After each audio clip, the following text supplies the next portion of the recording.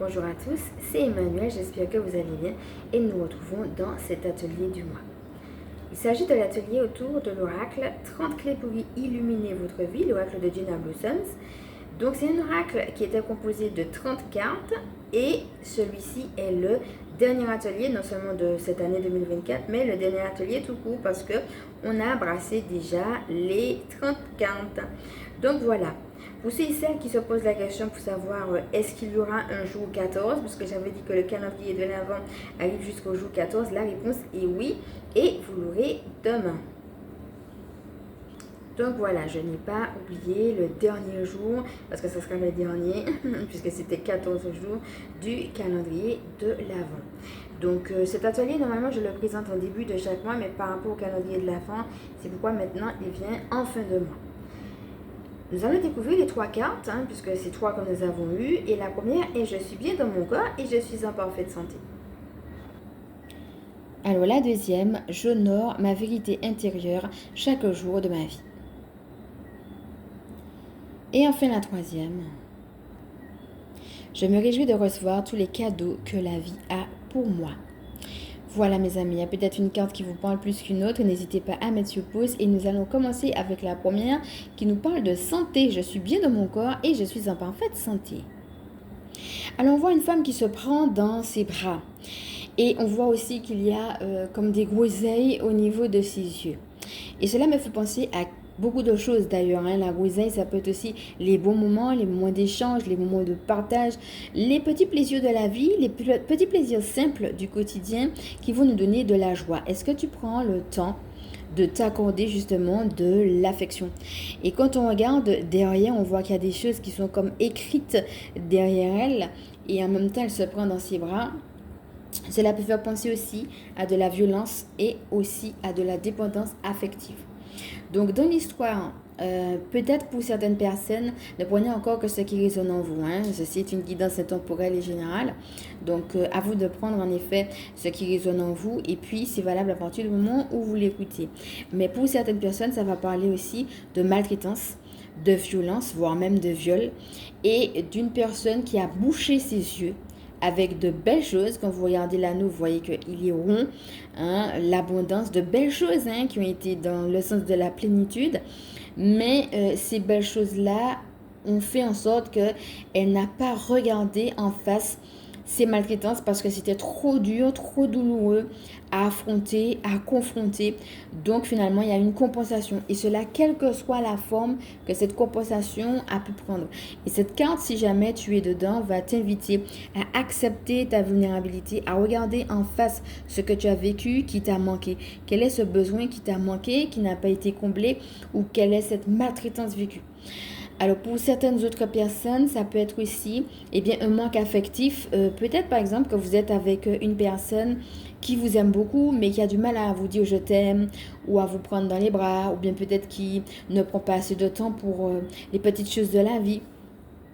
Ici, on parle beaucoup d'intimité parce que la personne, elle est mise à nu. Ça peut être dans le couple mais ça peut être aussi avec les enfants.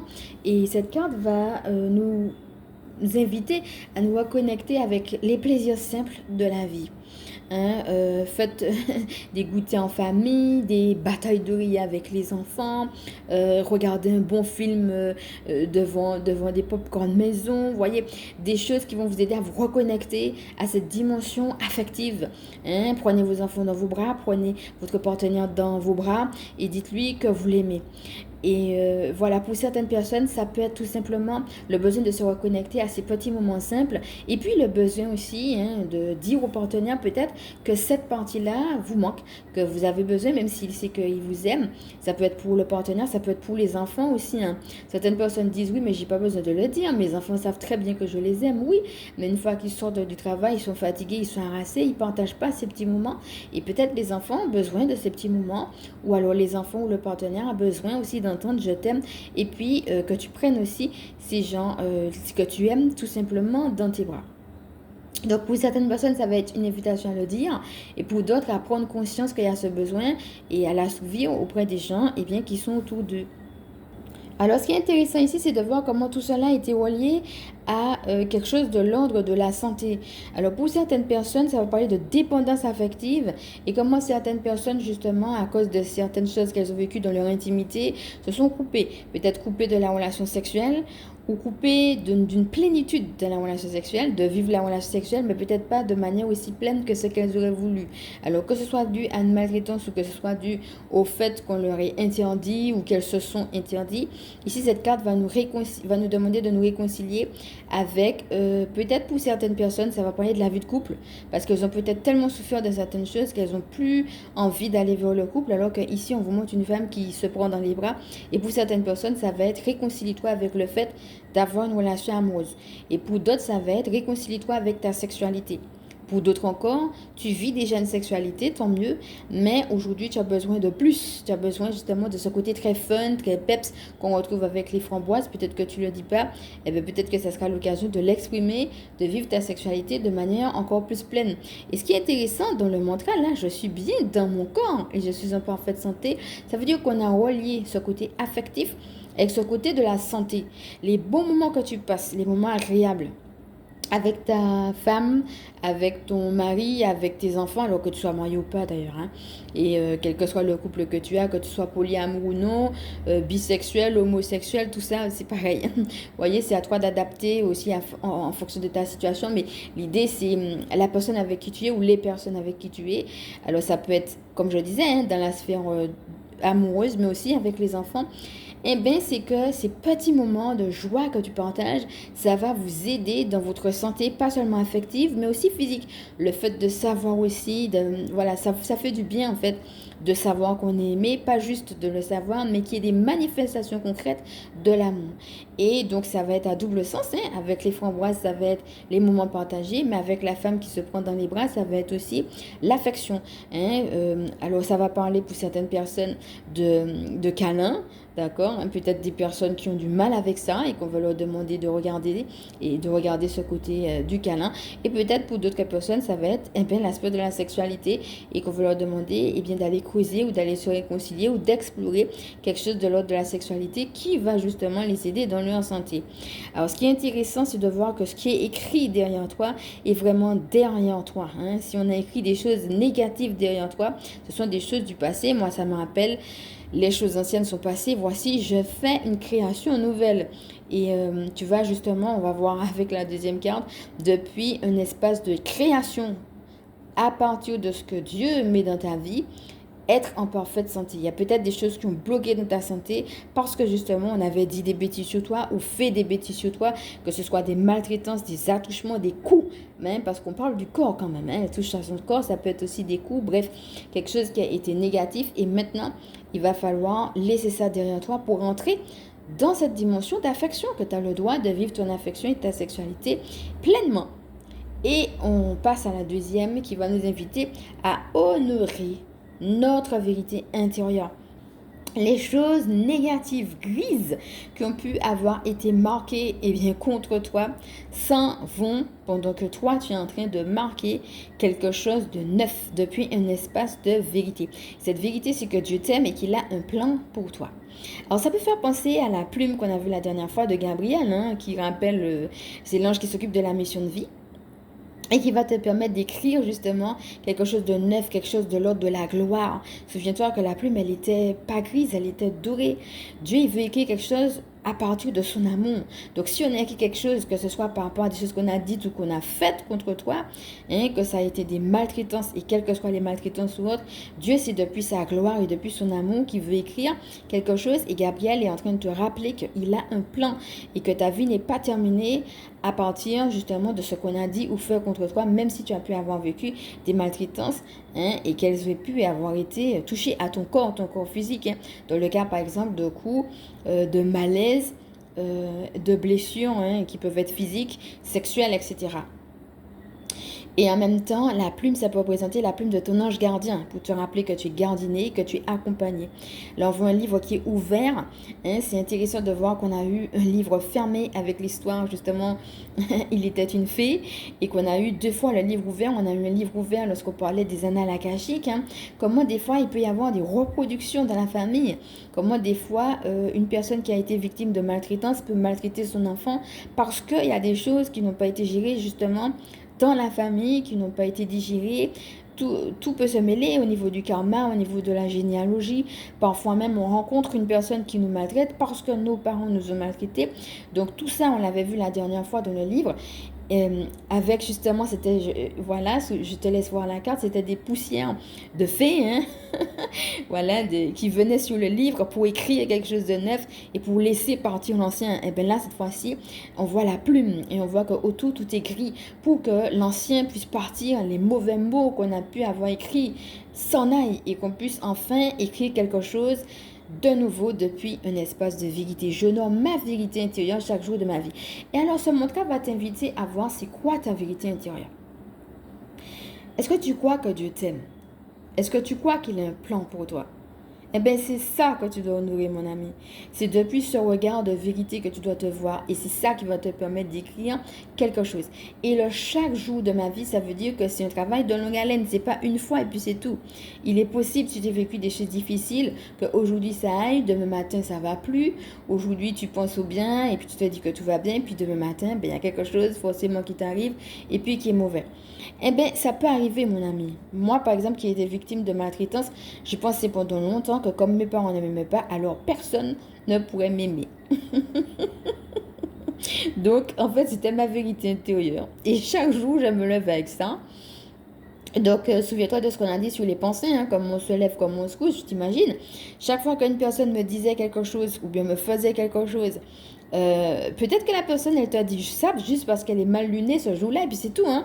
Et je me disais, ouais, mais elle m'aime pas, etc. Et je retournais finalement dans ça. Je me disais, ouais, et j'étais dans la dépendance affective, hein.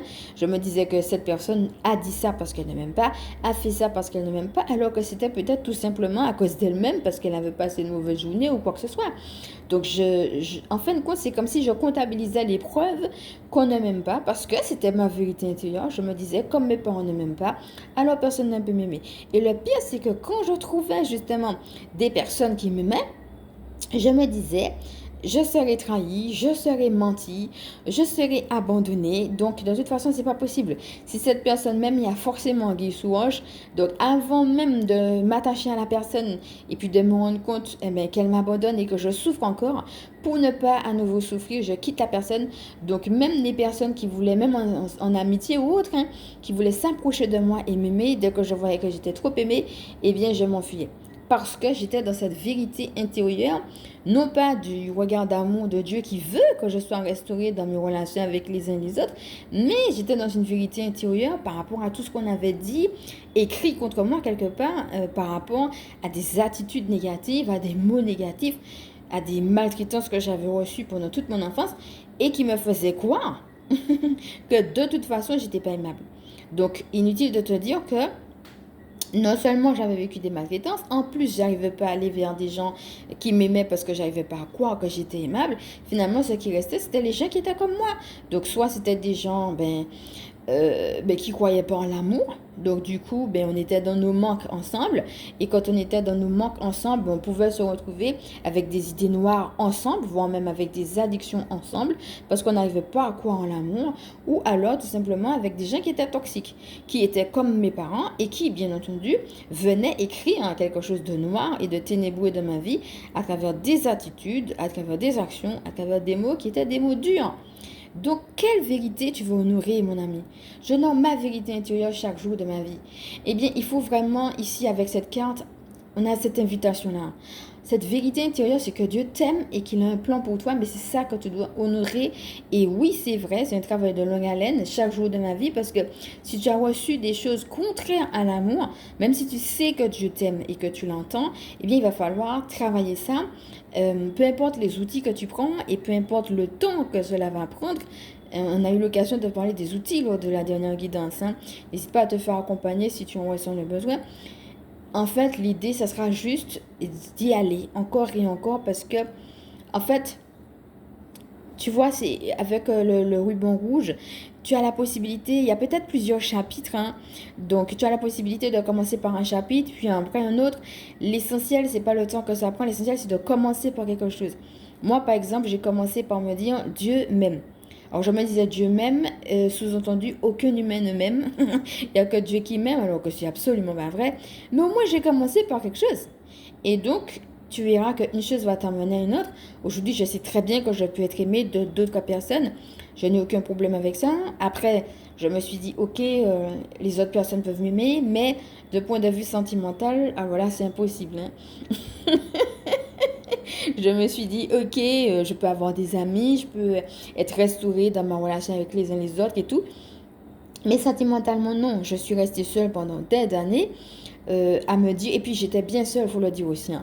J'étais bien dans ma solitude aussi, mais si tu veux, c'est que des fois on peut aussi être tellement bien de sa solitude que si une personne veut nous aimer, eh bien on n'a pas de place pour cette personne-là, parce qu'on est tellement bien dans notre relation avec Dieu et dans notre solitude que eh bien c'est comme si dans notre cœur on n'avait pas de place, mais quelque part inconsciemment j'étais en train de me dire oui mais bon, ça va encore faire esclandre.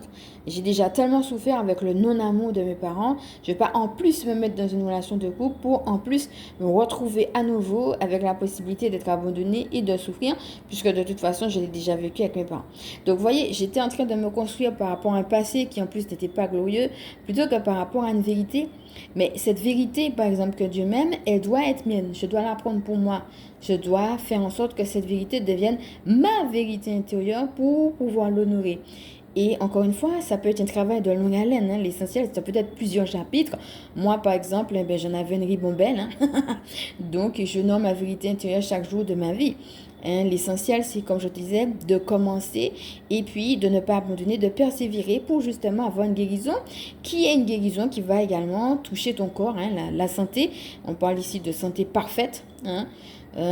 Avec je suis bien dans mon corps et je suis en parfaite santé, ça ne va pas seulement être d'un point de vue émotionnel, ça va être aussi que tu seras tellement bien que même dans ton corps, et peut-être si tu es malade ou si tu as des douleurs ou des maladies, des choses peuvent se débloquer aussi d'un point de vue du physique. Là encore, hein, je ne suis pas médecin, je suis chamane, donc ce que je te dis là, il faut garder ton discernement pour toi, hein, ça ne va pas remplacer ce que tu fais avec ton médecin ou avec un professionnel de santé, mais par contre, ce qu'on est en train de te dire, c'est que ta pensée, le fait de nourrir une vérité intérieure depuis un espace où tu es aimé de Dieu et où tu laisses cet amour te guérir, eh bien, va changer quelque chose à tout point de vue, y compris dans ta santé physique. Ça peut débloquer des choses.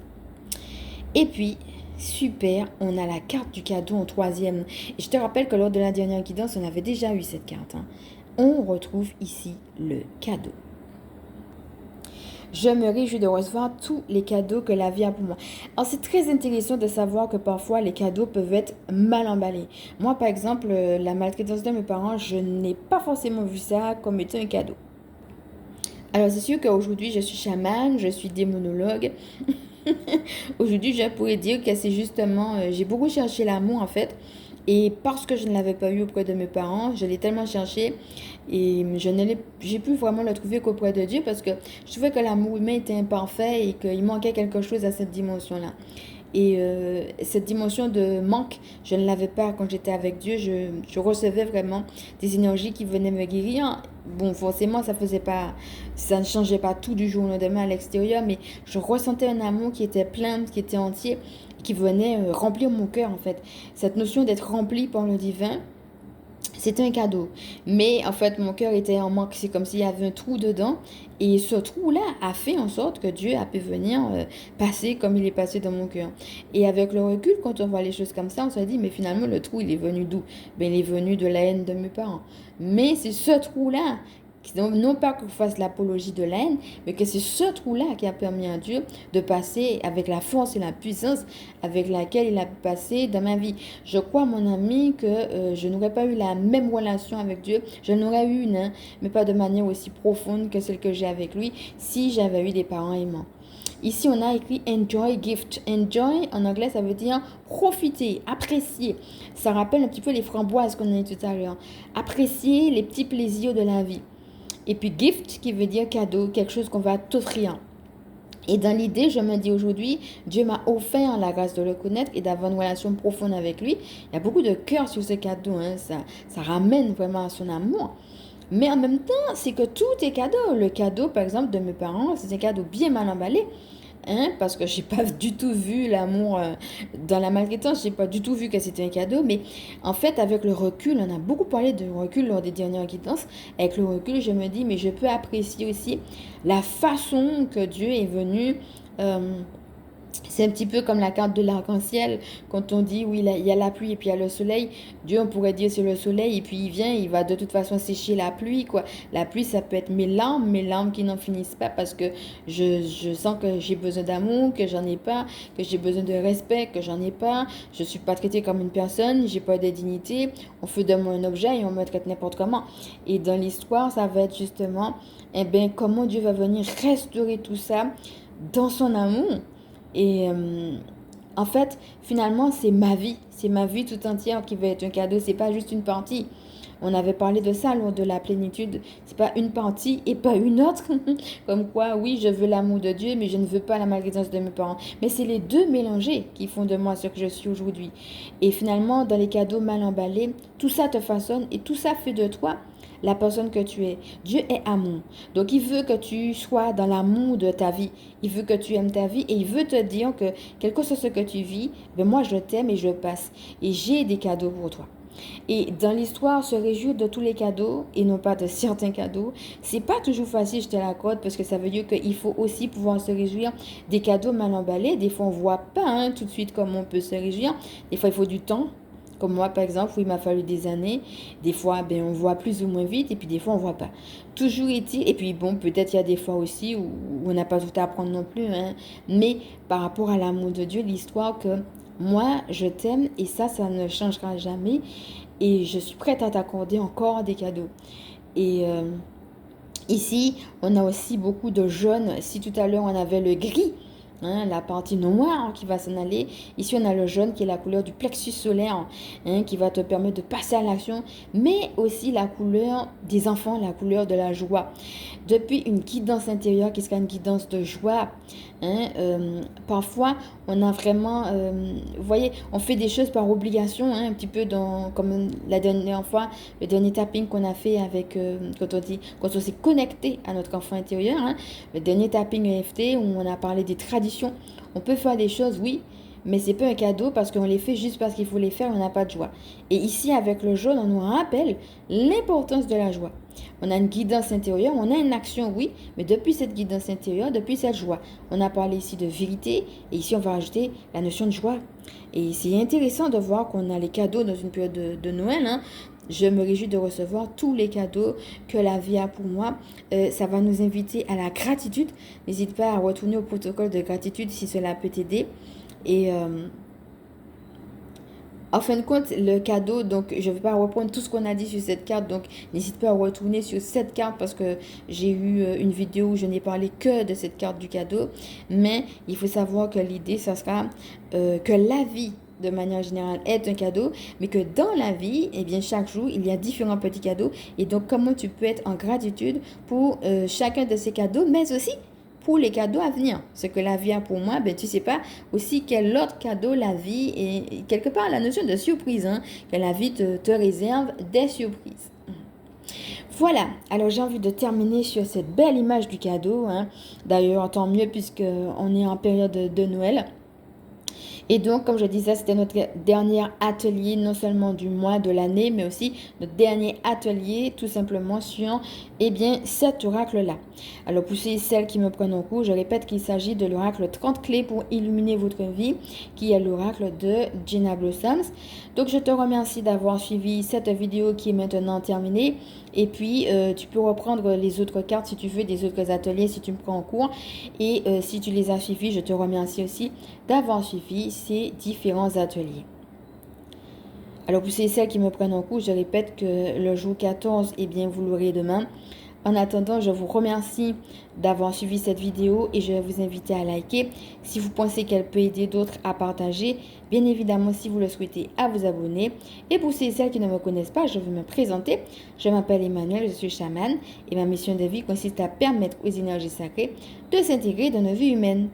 Je suis aussi spécialiste en vitalité énergétique et en recouvrement d'âme, gardienne spirituelle des familles qui pratiquent l'école à la maison. Donc maintenant, je te fais de gros bisous et je te dis à demain.